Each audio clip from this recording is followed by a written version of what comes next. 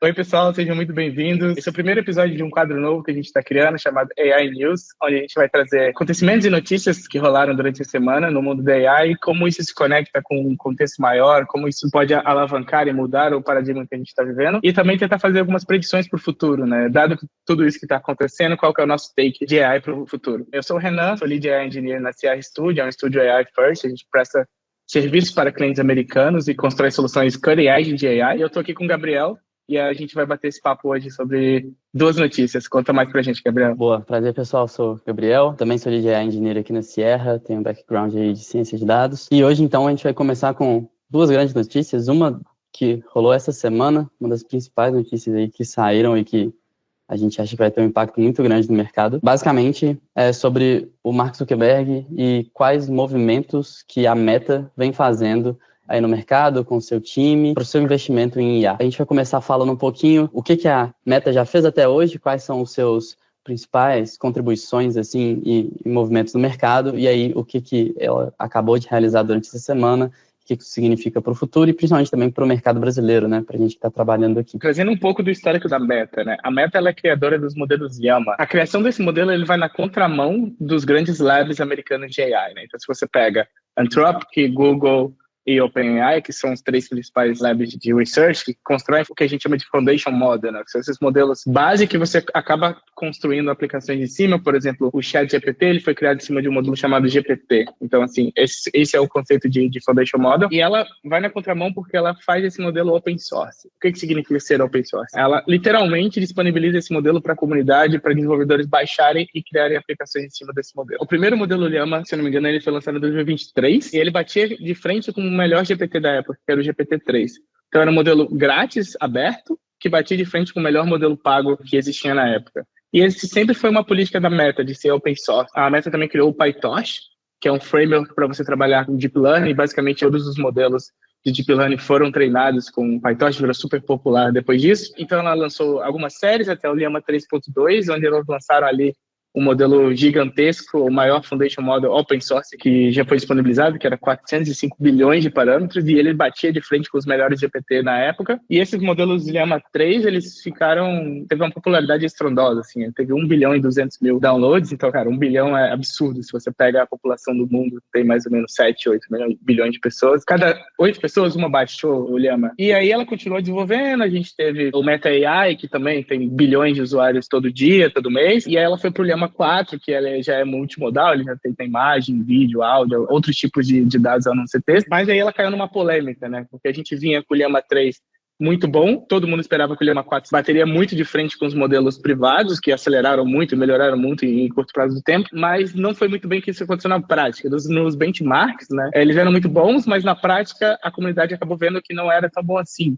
E até teve alguns supostos fine-tuning, né? Algumas pessoas passaram a teoria que a Meta, ela fine-tunou, ela melhorou o modelo para ficar bom para aquele tipo de avaliação. E no final das contas, o resumo teve mais polêmica do que sucesso o Llama 4, e a gente viu outros labs open source que tomaram maior popularidade de modelos open source, batendo de frente com benchmarks que foram testados pela comunidade e comprovados. Por exemplo, teve o DeepSeek com alguns modelos, teve o DeepSeek V3, o R1, né, que bateu muito de frente. A gente tem os modelos Qwen, que é do grupo de research do Alibaba. Tem outros grupos de research open source fora dos Estados Unidos que estão tomando bastante relevância, e a Meta ela não conseguiu se manter tão competitiva quanto ela esperava. Eu acho que outra coisa que vale a pena levantar aqui é que a Meta ela já apostou em alguns cavalos errados no passado, né? Então, ela apostou muito em metaverso, ela até trocou o nome da empresa de Facebook para metaverso, e isso não se pagou tanto assim. O metaverso ainda existe, ela não matou, mas não é a trend que ela espera, né? E a Meta também, ela no passado, ela fez grandes aquisições por ter perdido time em algumas coisas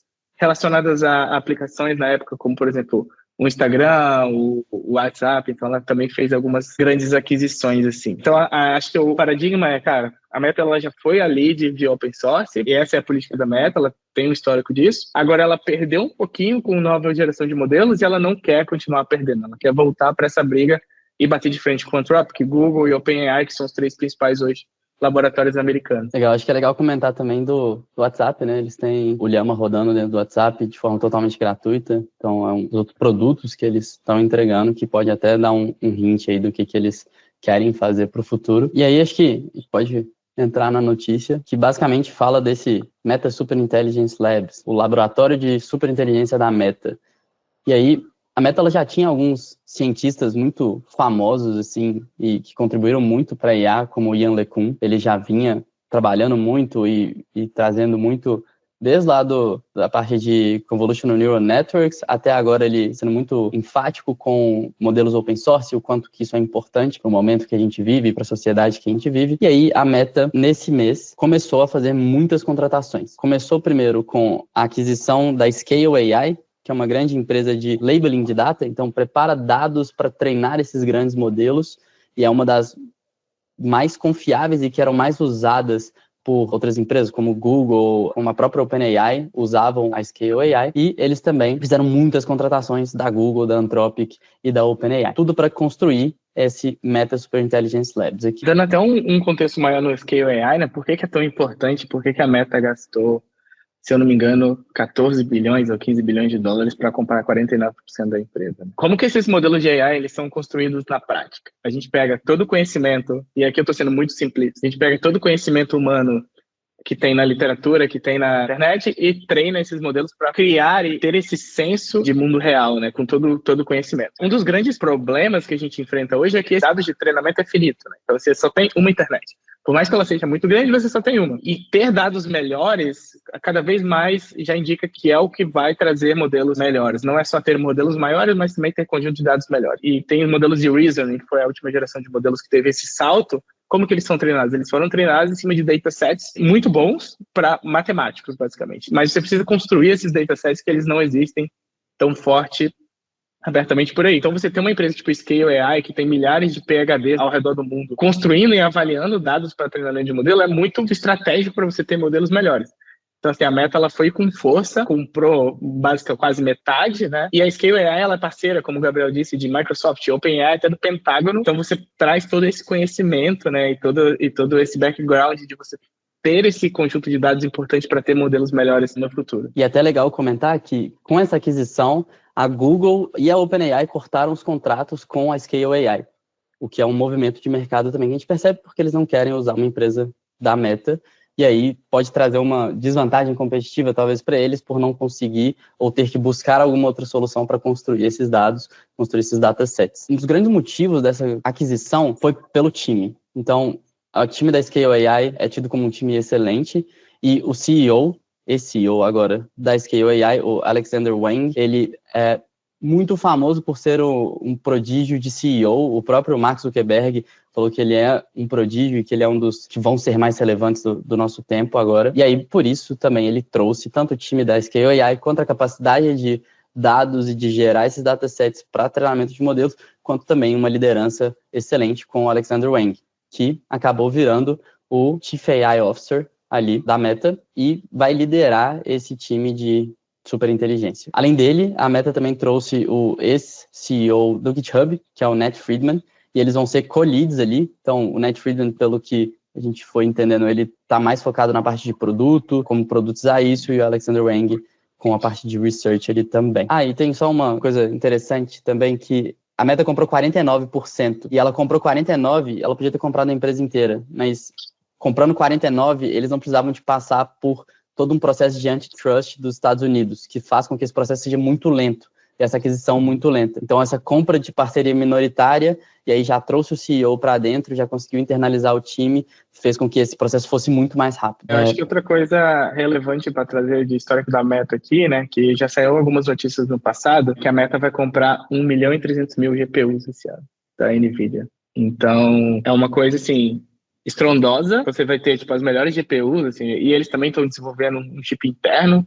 chama MTIA, alguma coisa assim, eu não lembro exatamente qual que é a sigla, mas, assim, você traz um time, os melhores do mundo, a gente vai falar sobre o time que tá vindo, né, e você tem essa infraestrutura e você tem os dados agora, então você meio que monta todo o quebra-cabeça para você construir os melhores modelos disponíveis no mundo, né. Tem outra coisa interessante da gente falar antes de a gente chegar no time, que vazaram, né, alguns rumores que eles estavam pagando até $100 milhões de bônus para você trazer essas pessoas, né, então acho que é uma coisa também que, assim, o Zuckerberg falou que não é verdade, que 100 milhões de bônus é um bônus de performance, então eu imagino que deve ser alguma coisa assim, se vocês vierem construir os melhores modelos do mundo, vocês ganham 100 milhões de... Não vai ser todo mundo, obviamente, dessa lista, mas você tem uma grande incentivo financeiro ali. Além de você, no caso de pesquisadores, né, você tem esse incentivo de construir tecnologia futurística, né? Você está mudando o futuro da humanidade construindo esse tipo de tecnologia. Essa dança da cadeira, ela é algo que já acontece, né? Que, por exemplo, algumas pessoas que estão nesse mesmo, eles já foram da Meta, eles foram trabalhar em outro lugar, e agora eles estão voltando para a Meta, né? Então, assim, essa dança da cadeira nesse mundo de AI, ela acaba sendo constante, né? Não sei se você viu isso, Gabriel. Eu vi no Twitter que essas pessoas, elas receberam pessoalmente o e-mail do Zuckerberg, não foi um recrutador que entrou em contato com ela. Então, assim,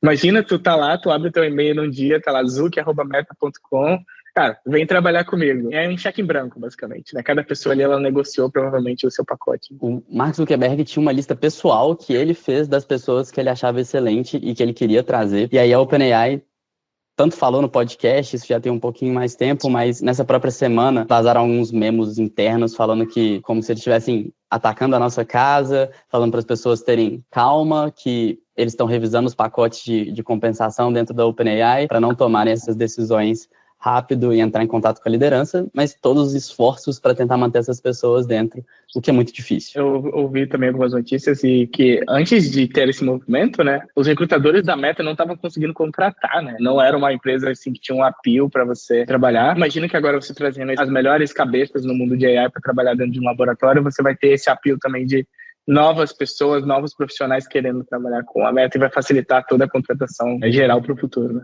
E aí tem também aqui o memo que ele lançou dentro da própria Meta, e aí aqui ele explica o que vai ser essa organização, que é a Meta Super Intelligence Labs, fala um pouquinho do Alexander Wang, que vai ser o Chief AI Officer e o lead da MSL. Ele também fala um pouco das pessoas que ele trouxe. Então aqui tem um pouco dos perfis, acho que aqui são os principais pessoas que eles trouxeram, e o que é muito legal de ver é que são pessoas que trabalharam diretamente com os grandes modelos aí de reasoning, com grandes modelos da própria OpenAI. Eles trouxeram pessoas também que lideraram desenvolvimentos do Gemini, parte de pré-treino, trouxeram pessoas que trabalham com modelos de áudio, trouxeram pessoas que são focadas ali em research de reinforcement learning.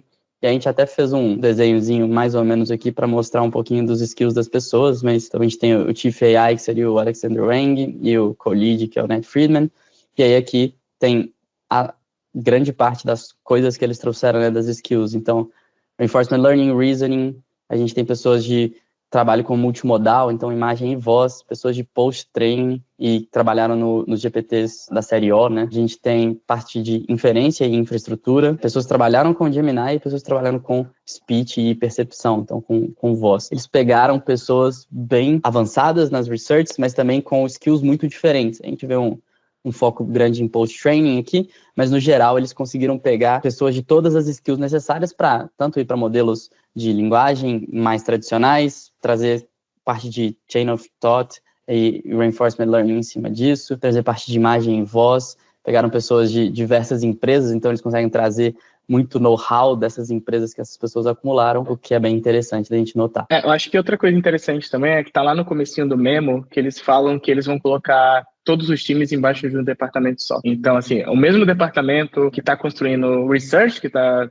pesquisando novos modelos, novas arquiteturas, novos jeitos de treinar, por aí vai, tá junto com o time de produto. Então, o time de produto, em teoria, ele vai ter acesso sempre aos melhores modelos disponíveis para construir produtos. Então, isso também alavanca muito a competitividade da Meta em todo o ecossistema de criação de produtos de AI, né? E é uma estratégia parecida com a da Google. A Google tinha vários times dispersos dentro da Google e eles tomaram a decisão de colocar tudo debaixo da DeepMind, tudo debaixo do CEO da DeepMind, para concentrar todas essas iniciativas. E grandes organizações, o Google teve um avanço muito grande. Acredito que a Meta também vai conseguir um sucesso grande com esse mega time e essa centralização. Acho que a gente pode falar um pouco também do que a gente acha que vai acontecer, né? O que a Meta vai investir, o que esse time vai desenvolver, qual que é o impacto disso? Eu ia falar exatamente isso. Assim. Acho que a predição mais básica é que coisas boas virão por aí. A receita que você está colocando na entrada desse sistema é muito boa, então você tem as melhores pessoas, os melhores dados, você tem um poder de treinamento muito forte, com parceria com a NVIDIA, comprando GPUs e tudo mais. E aí, o que eu espero, né, são duas coisas. Primeiro, modelos open source cada vez melhores, e isso,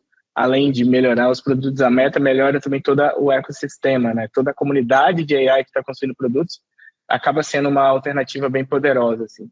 E no mundo que a gente está, começando a falar mais sobre fine tuning, de ter modelos menores super especialistas para o seu problema, eu acho que isso vai alavancar e abrir portas para qualquer pessoa que quiser construir um novo produto de AI e ter o seu próprio modelo e manter o seu próprio modelo. Outra coisa que eu imagino também, a questão de toolkit de desenvolvimento, assim como a Meta fez o PyTorch, eu imagino que alguma coisa vai vir também para facilitar fine tuning, para facilitar você deployar esses modelos. Então, acho que imagino que alguma coisa que eles vão liberar não só o modelo em si, mas todo o arcabouço que você precisa para ter esse modelo funcionando corretamente, né?